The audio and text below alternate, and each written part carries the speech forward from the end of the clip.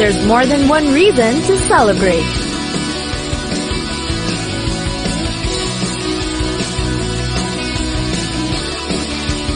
Let's go on a journey.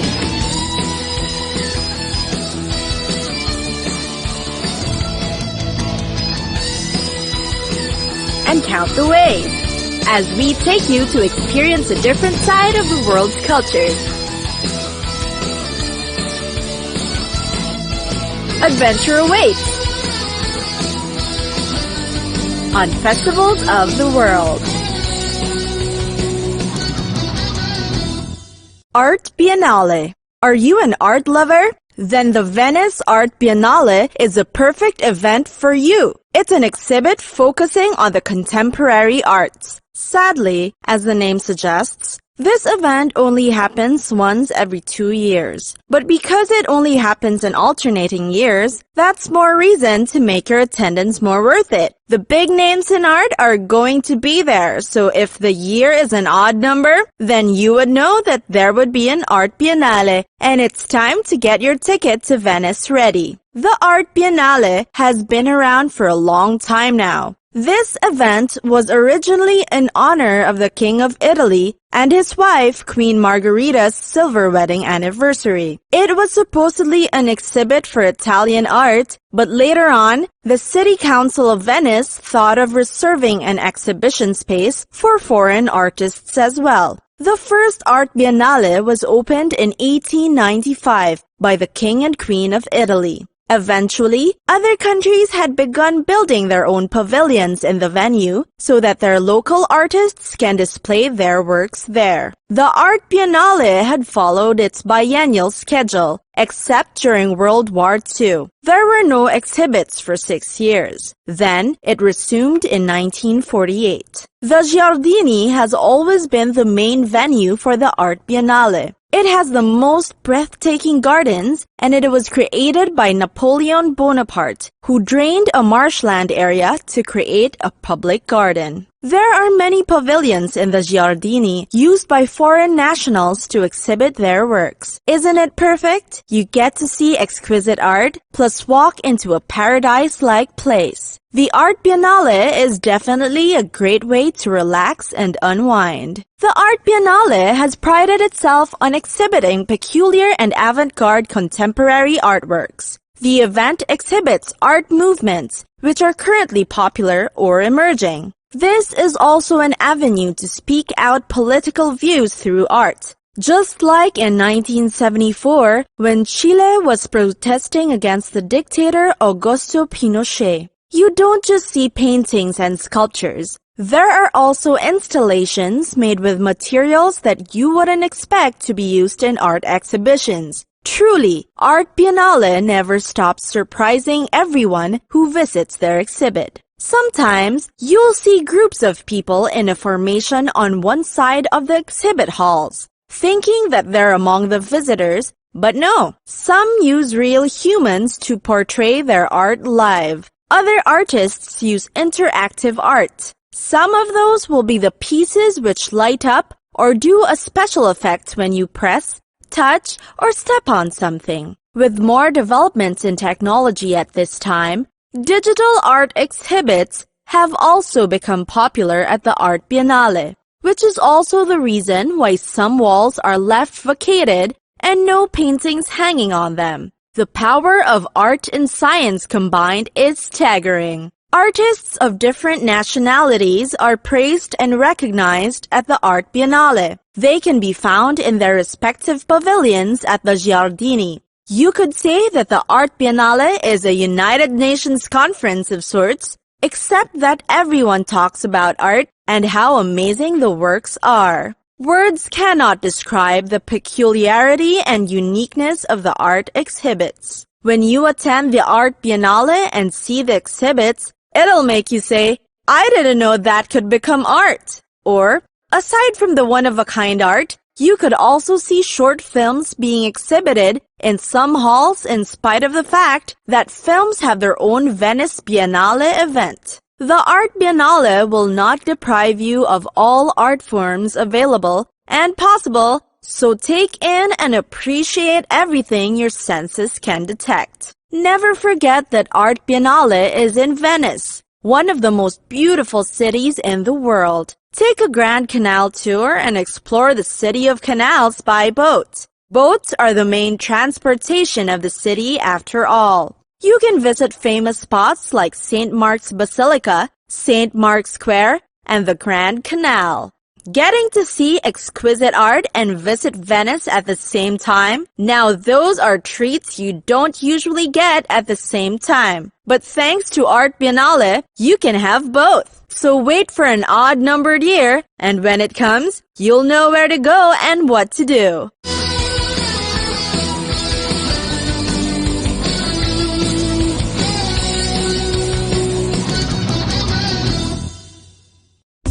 Calle Ocho. It's not a festival about Pitbull's song Calle Ocho, although it might be a good anthem for the festival Calle Ocho that happens during the Miami Festival in March and lasts for a week. Calle Ocho means 8th Street, and true enough, it's celebrated along Southwest 8th Street in Little Havana, where about 24 blocks are closed for the street party. Since Calle Ocho coincides with the city's carnival, carnival-level mayhem is expected. In 1977, some Cuban Americans consider having a bicycle race on Southwest 8th Street, but the idea was rejected because that'll be too competitive in nature instead of fun and cultural. Then, another idea came up. And voila! That's the birth of Calle Ocho. The first edition began in 1978 as a small block party by Cuban Americans.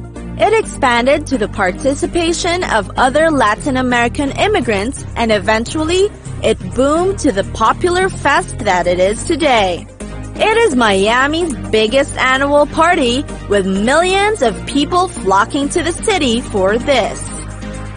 Little Havana is the perfect place for Calle Ocho because many people whose origins are from Central America and the Caribbean live in this area, such as Cubans, Hondurans, and Nicaraguans. It's most probable that the people who started Calle Ocho missed the countries they came from, so they revived their culture in the United States, and the world is thankful for it. What you do in this festival is really just simple. Have fun and be careful not to trample on anyone, because the 8th Street turns into a sea of people during the Calle Ocho festival. You could also get to try food originating from Latin American countries like enchilada, ceviche, and many others. Watch live performances from many different stages. Walk 24 blocks that'll be more challenging than it sounds. And maybe join a domino tournament. It's definitely a part of the things you shouldn't miss list when you visit Miami. There are also football games, golf classic, and cooking contests. You'd also witness the pride Latin American people hold onto of where they came from. There are different country flags you'll see, like Colombia, Puerto Rico, Costa Rica, and many others. Calle Ocho also set a world record in the Guinness Book in 1988 for having 119,986 people form the longest conga line. The conga line came from the Cuban carnival dance, conga, where dancers form a long processing line that'll turn into a circle. On the first 3 beats, you do shuffle steps followed by a kick that goes before the 4th beat. If there are conga dances where you go to Calle Ocho, join. If you don't know the steps, just follow the persons around you. The important thing is you have fun while learning about Latin American cultures. And don't think that conga is the only dance you'll be learning. There's salsa, merengue, bachata, and many others, so get those feet prepared for dancing. There are lots of reasons why anyone would love to stay in Little Havana. The coffee shops, bakeries, salons, art galleries, and the mercados or markets in English. But Miami has other good places to visit, not just Little Havana.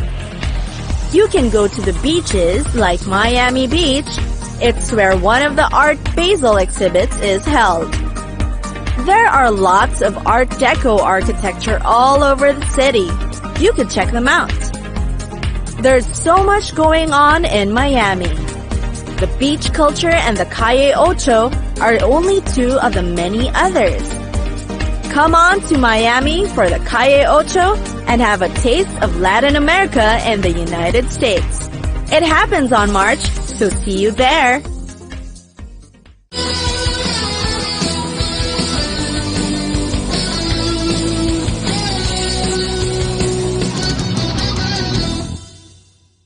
Boy Boomba.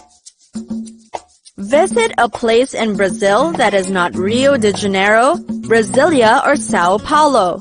Travel to the northwestern reaches of the country on the state Amazonas and you'll find the municipality of Parintins for the Boy Boomba. The term Boy Boomba did not come from a random toddler's babble. It's a phrase that roughly translates to beat the bull. And it all started from a folklore called Bumba Meu Boi, which is about a bull that was killed and was brought back to life, and the festival is all about retelling the story of the bull in elaborate and spectacular fashion. First things first, what is the Bumba Meu Boi story?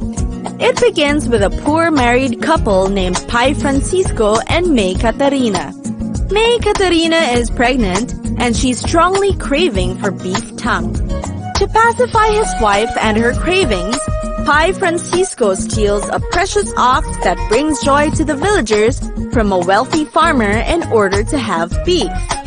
As a result, the ox is killed and Pai Francisco gets arrested for stealing the ox. And there's a priest and a shaman that would come to the rescue to resurrect the ox, therefore a happy ending. And now, this is what Boy Boomba is all about. People reenact the Bumba Meu Boi story in the grandest, most fabulous way possible. In Parintins, you have to take sides between two teams, Garantido and Caprichoso, that would both have a contest by having their own renditions of the Bumba Meu Boi. Garantido is a team with a white ox with a red heart, and Caprichoso is the one with a black ox with a blue star. And beware, the Brazilians in Parintins take this one as seriously as football. So pick your side, because if you stay neutral, you're going to be trampled by the cheers and support from the two opposing teams. Choose your team carefully, because switching sides is believed to give you bad luck. Show your support by wearing the respective colors for each team, red for Garantido and blue for Caprichoso. The performances of both Garantido and Caprichoso are mind-blowing. It's like seeing a Rio Carnival performance. The number of people performing in the reenactment of Bumba Meu Boi per team is bigger than the different sets of cast members in a theatrical production. There are dance numbers and the events in the folklore are raised to the grandest level. Catarina's extreme desire for beef, the ox's death, and its resurrection are all reenacted spectacularly. The characters taking part in this story emerge from towering parade floats that are designed to look like jungle and rainforest creatures like snakes and jaguars. The folklore is narrated musically. The couple, the rich farmer, the ox, the priest, and the shaman all sing their sides of the story with hundreds of backup dancers wearing intricate headdresses with feathers. Each team performs their rendition of the story one day over the 3 days of celebrations. The teams have their own variations and themes in their folklore renditions. All performances have drumming and dancing to invigorate their audiences. The beat of the drums symbolize the natural and spiritual energy of the rainforest. Is it believable now that Boy Boomba performances in Parintins are just as serious a business as football in the entire country? But anyways, everyone becomes friends again after this competitive streak is over. If you decide to party in Parintins, you would have to stay until the celebrations are over because it's not easy getting to the place and leaving is just as difficult, especially when the place is surrounded by the Amazon River. You'd have to ride a riverboat to get to the city, and your bed is just a hammock.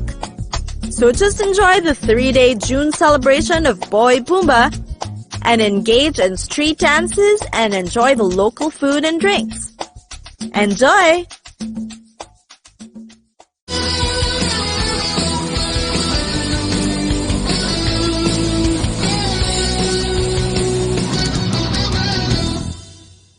Roskilde. Well, as the name suggests, that's the place that we're going to. Roskilde is a city that can be found west of Copenhagen, capital of Denmark, where the Roskilde Festival is held. It's the biggest music fest in Northern Europe and one festival you should experience at least many times in your life. It's been around since the 70s, held for 4 days, starting from either the last Thursday of June or the first Thursday of July, plus a 4-day warm-up. So all in all, you have more than a week's worth of musical fun. Doubting it? Then think about this. Would this festival last for this long if it wasn't fun and great and awesome? Its first name was Sound Festival, which sounds less cool than the present name Roskilde. It was inspired from youth gatherings and festivals with the same vibe as Newport Jazz Festival and Isle of Wight. Well-known musicians have performed at Roskilde. Check out who the headlining acts are this year. At present, there are about dozens of stages with hundreds of artists and bands specializing in many different genres of music like rock, pop, reggae, hip-hop, indie, jazz, blues, and electronic, so you'd find performing artists that would suit your taste in music. At first, Roskilde was a music fest intended for hippies. But as the years go by, the featured artists now consist of mainstream youth from Scandinavia and other parts of Europe. So if you're not too familiar with Scandinavian talent, this is a nice place to check out artists you haven't heard of yet. Different stages play specific genres of music, with the exception of the Orange and the Arena stages. Apollo stage is an outdoor one, suitable to instrumentalists and DJs. Cosmopole presents a more city-like vibe with its R&B, hip-hop, and electronica music.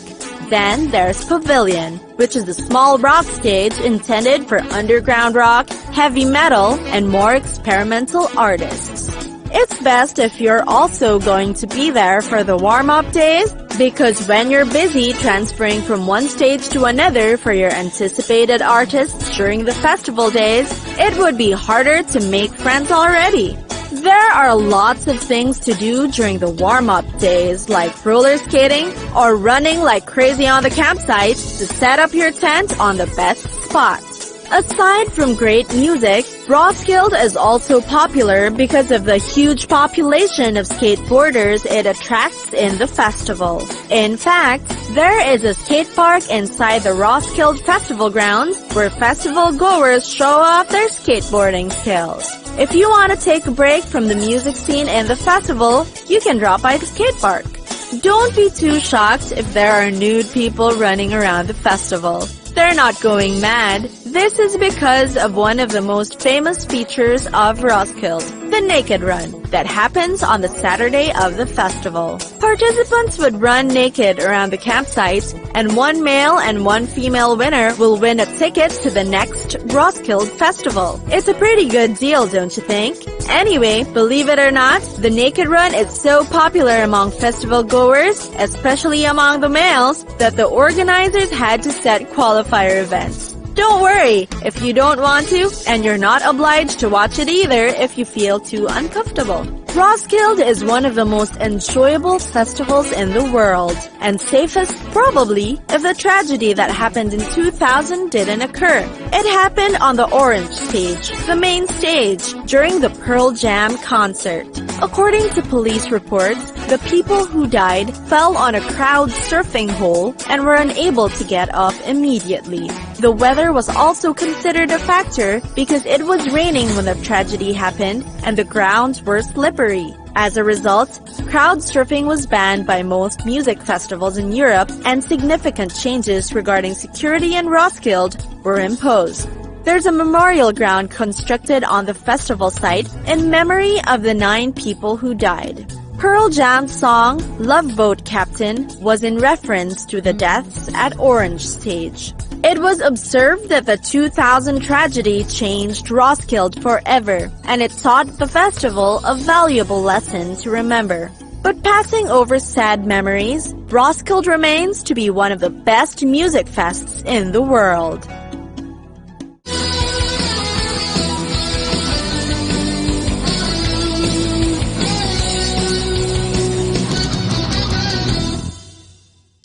Food, food, and more food. Would you attend a festival if you find out that there's no delicious food for you to try? It's terrible just thinking about it, right? Well, fear no more, because it's universal knowledge that great food is one of the few things that unites people from all over the world. That's why people from different places in the world present only the best if there's a festival going on in their locality. Food is a great reflection of culture and lifestyle. For example, when a food is spicy, it could mean that the area where that spicy food originated is generally cold and people need something to warm themselves up, or the place is abundant in chili, peppers, or other spices. After dealing with a crowd or waiting for festival rituals to finish, there's nothing better than to have a nice filling lunch to appease your tired but happy bones. Now, there may be some foods that seem unorthodox to you, but that doesn't mean they're disgusting. There are foods that'll surprise you sometimes, and they're quite good. But if your allergies or your cultural beliefs prevent you from eating certain dishes, you can always decline politely and explain your situation. Keep in mind that there are people who get offended if you don't eat the food they offer. We can all agree that there is no festival if there is no food. Food is one of the necessary things that should be present if everyone is to have a good time. Whether the food offered in the festival are just different brands and variations of the same dish, or exotic, exquisite delicacies that are local specialties, you'd always end up discovering a new kind of food that suits your taste. So go ahead, take a bite or 2 or 3, or just gobble the entire thing up and share to the rest of the world what food heaven is like. The celebration ends here, but the fun is not over. And we still have more festivities to look forward to. So recharge your energy and get ready for another adventure. We'll see you again on Festivals of the World.